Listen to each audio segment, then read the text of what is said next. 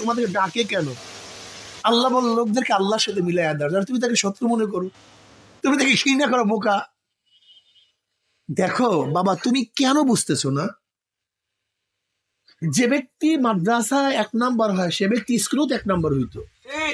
আবার যে ছেলেটা স্কুলে 1 নাম্বার হয় ও মাদ্রাসা আসলে উল্টা 1 নাম্বার হবে। যেহেতু মৌলিক গুণ, মেধা তো মৌলিক গুণ, টাকাটা মৌলিক পাওয়ার। টাকা কি ভাই?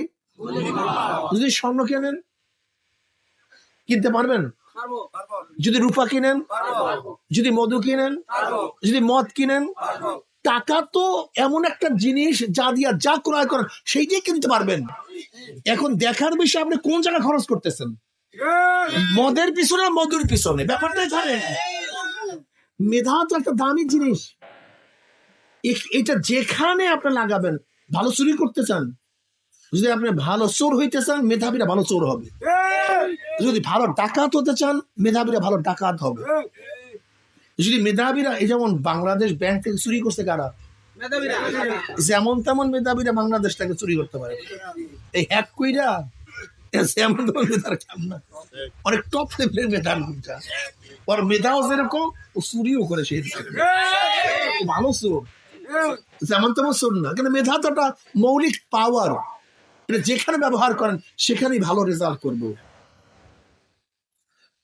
যেই ব্যক্তি স্কুলে ফার্স্ট হয় সেইটি মাদ্রাসায় ফার্স্ট হইতো, যেটা মাদ্রাসায় ফার্স্ট হয় ওইটি স্কুলে ফার্স্ট হইতো। কথা ঠিক না?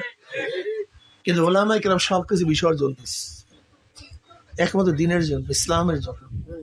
এই আল্লাহ বলা লোকদেরকে আল্লাহর সাথে মিলাইয়া দেওয়ার।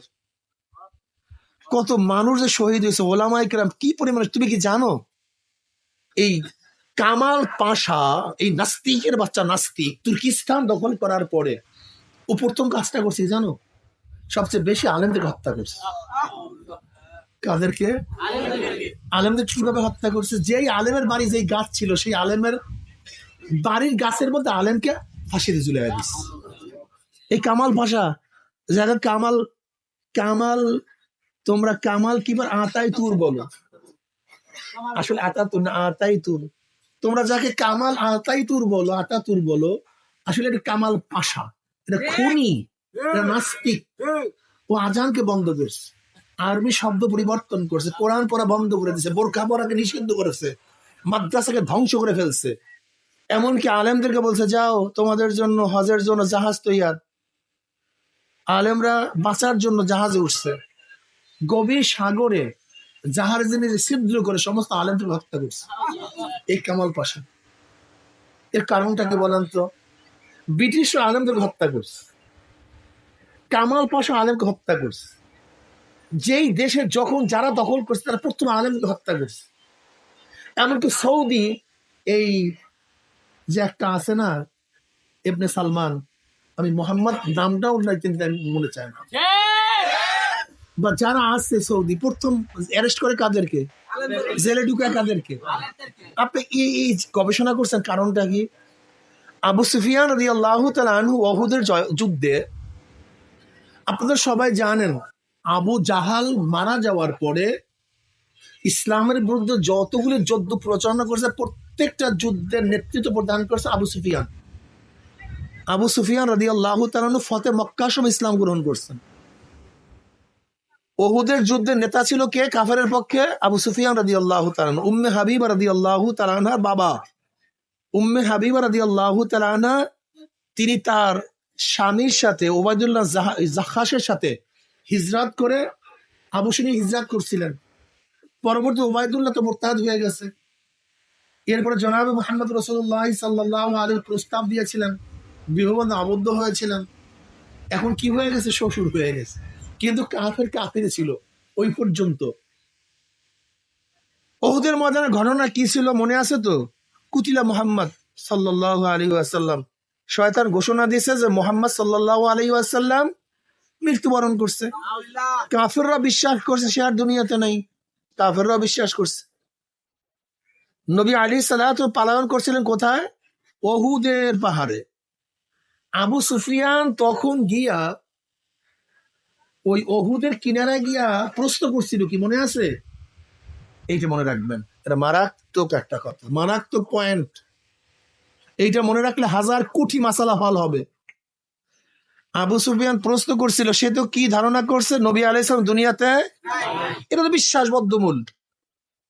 এরপর প্রশ্ন করছে আবু বকর কি জিন্দা আছে?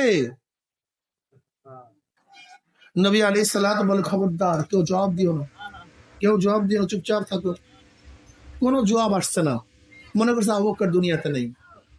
এরপর দ্বিতীয় প্রশ্ন করছে কি, ওমর কি জিন্দা আছে? বলেন তো এই দুইটা প্রশ্ন কেন করছে?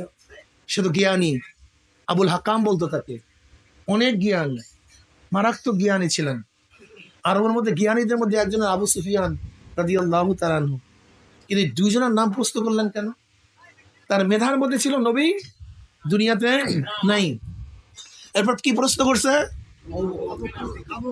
প্রশ্ন করছে নাই, মনে করছে সেও নাই। এরপর প্রশ্ন করছে কারণটা কি? আবু সুফিয়ান জানে, আবু সুফিয়ান জানে যদি মোহাম্মদ দুনিয়াতে নাই সাল্লাল্লাহু আলাইহি ওয়াসাল্লাম, কিন্তু আবু বকর ও ওমর একজন যদি জিন্দা থাকে, ইসলাম আবারও দাঁড়ায় যাবে, এটা ধ্বংস হবে না। জানেন ইসলাম আর ধ্বংস হবে না। ব্রিটিশরা জানে, খ্রিস্টানরা জানে, ইয়াহুদিরা জানে, যদি 100 কোটি মানুষ মারা যায় তাতেও কিছু আসে যায় না, কিন্তু আলেম যদি না থাকে তার ইসলাম আর থাকবে না। ভালো মতো জানে, ভালো মতো জানে আলেম না থাকলে আর ইসলাম, হেদায়েতের বাণী শুনাইবে কে বলেন তো? কোরআন বুঝাইবে কে? হাদিসের ব্যাখ্যা দিবে কে? মাসালা বলবে কে? আপনারা যতই শিক্ষিত হন, বাংলা পড়িয়া 2-1 লাইন পড়িয়া গভীর এলেম অর্জন করা যায় না। গভীর এলেম ভিন্ন জিনিস, এলেমের গভীরতা ভিন্ন জিনিস।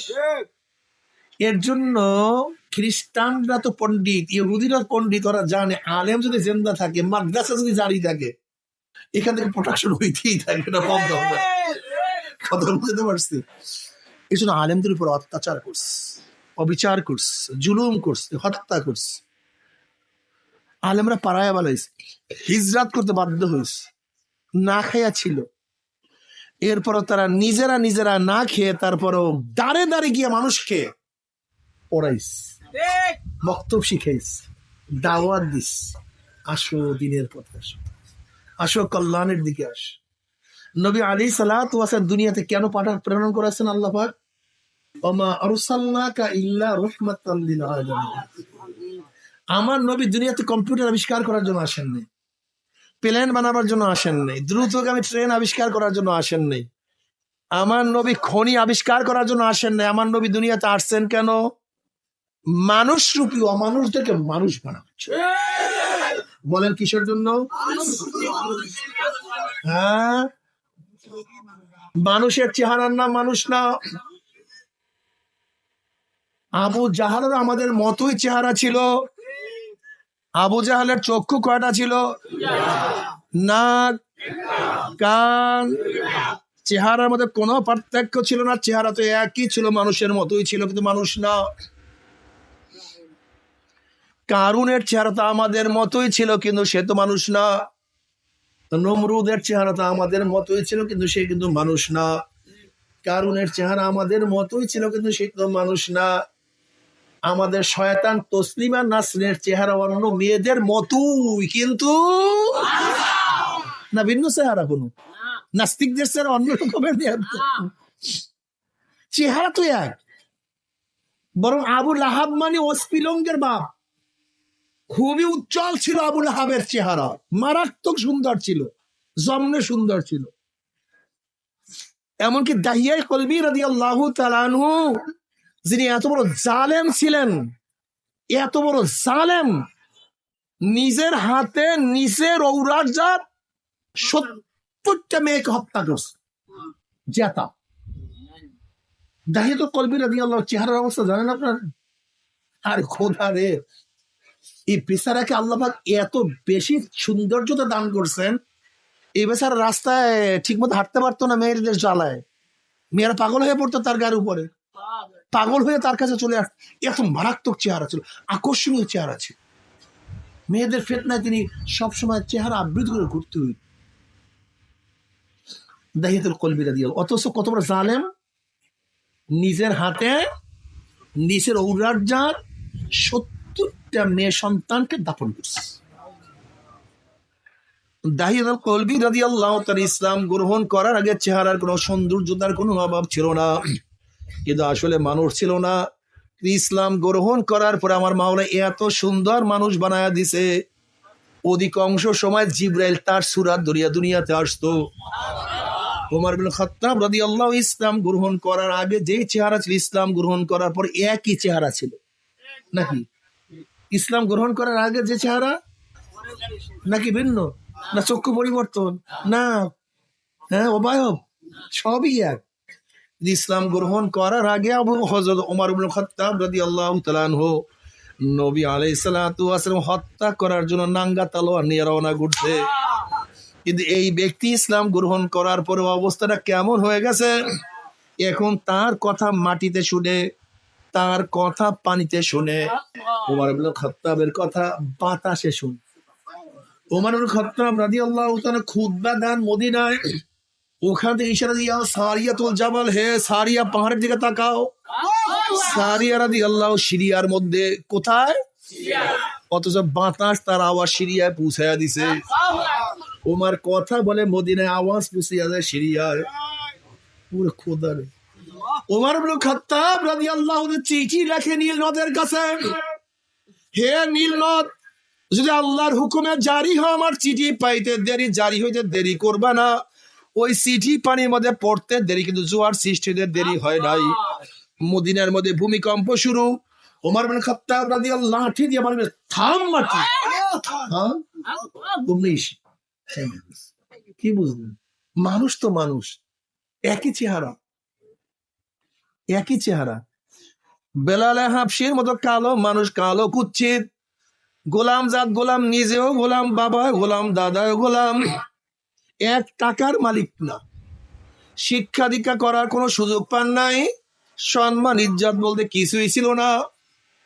কিন্তু আমার মাওলা এত দামি বানায়া ফেলাইছে, বেলালে হাবশি আজান দেয় জমিনের মধ্যে, 7 তবক আসমান ভেদ করে আওয়াজ চলিয়া যায় আরশের মধ্যে। বেলালে হাবশি হাঁটে জমিনের মধ্যে, চলে জমিনের মধ্যে, পায়ের আওয়াজ আরশের মধ্যে। কিয়ামতের ময়দানে সমস্ত মানুষ উঠবে পায়ে হাঁটিয়া হাঁটিয়া, আর বেলালে হাবশি কিয়ামতের ময়দানে ইজ্জাতের কারণে উঠবে উটের পিঠে চড়িয়া। আরে চেহারার নাম মানুষ না বোকা, তা বেলালের কোনো চেহারাই ছিল না। আর সৌন্দর্যের নাম মালিশ না, মানুষ না। আবু লাহাবের সৌন্দর্য তন্ত্রী ছিল না, আসলে কলবের নাম মানুষ। ওমর ইবনে খাত্তাবের চেহারা পরিবর্তন হয় নাই, বেলালে হাবশি রাদিয়াল্লাহু চেহারার কোনো পরিবর্তন হয় নাই, কিন্তু ভিতরে যে কলবটা ছিল, অন্ধকার কলবটা এমন সুন্দর পরিষ্কার, যেই কলব এত সুন্দর স্বচ্ছ হয়ে গেছে, যেই কলবের কারণে আমার মাওলা এত দামি বানায়া ফেলাইছে। আল্লাহ পাক রব্বুল আলামিন ওমর ইবনে খাত্তাবের অনুকূলে কোরআনের বহুত আয়াত নাযিল করিয়া ফেলাইছে। আমার নবী বলছে, আমার পরে কেউ নবী হলো ওমর নবী হয়ে যাইতো, যে ওমরকে শয়তান রাস্তায় দেখলে শয়তান ভাগিয়া পালাইয়া যাইতো।